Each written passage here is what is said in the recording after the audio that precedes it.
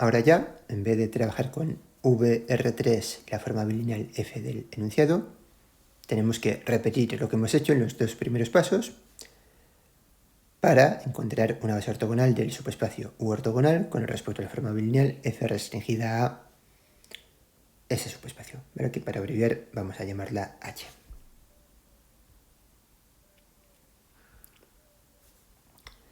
Recordad que tenemos que U ortogonal es este subespacio, o sea que tenemos una base, tenemos esta base de U ortogonal.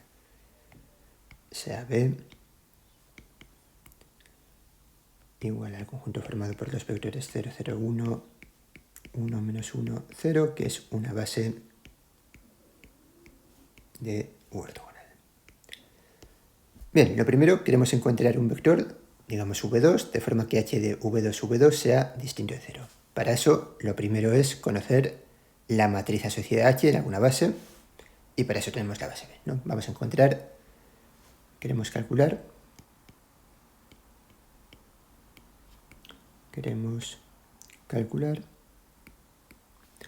la matriz asociada a H en la base B. Vale, lo primero que hay que saber es simplemente la definición. Por definición, esta matriz H es una forma bilineal de un espacio vectorial de dimensión 2, va a ser una matriz 2 por 2.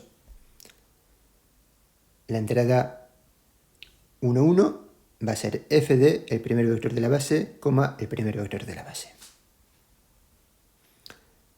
Este vector, recordad que era simplemente el tercer vector de la base canónica.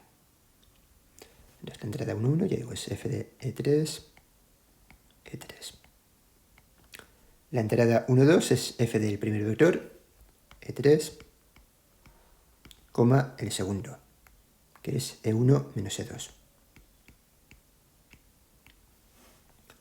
F simétrica. F restringido a U ortogonal por U ortogonal, es decir, H también es simétrica, por tanto, esta entrada 2, 1 va a ser lo mismo, f de E3, E1 menos E2. Y por último, la entrada 2, 2 es f de el segundo vector, coma el segundo. Es decir, es f de E1 menos E2, E1 menos E2. Y ahora simplemente hay que calcular estas imágenes de f. Vamos con ello.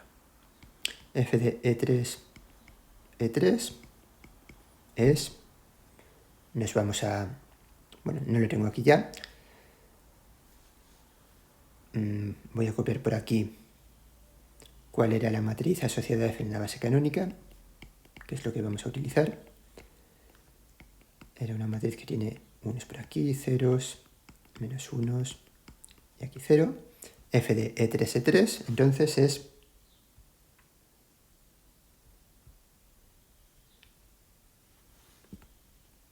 este 0. Después necesitamos...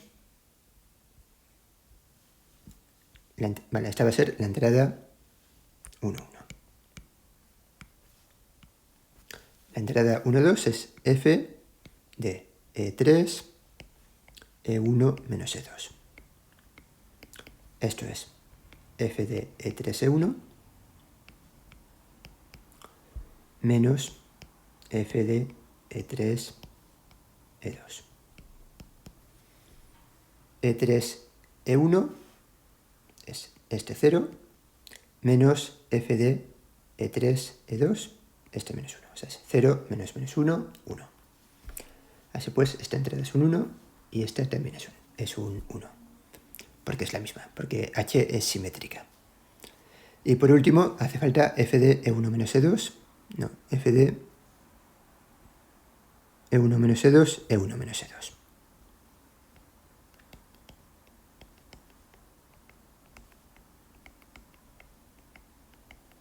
Esto es f de E1, E1 menos 2 veces f de E1, E2 y más f de E2, E2. Es decir, es este 1 menos 2 veces este 1 más este 0. Así pues queda menos 1. Y así hemos encontrado la matriz asociada H en la base B.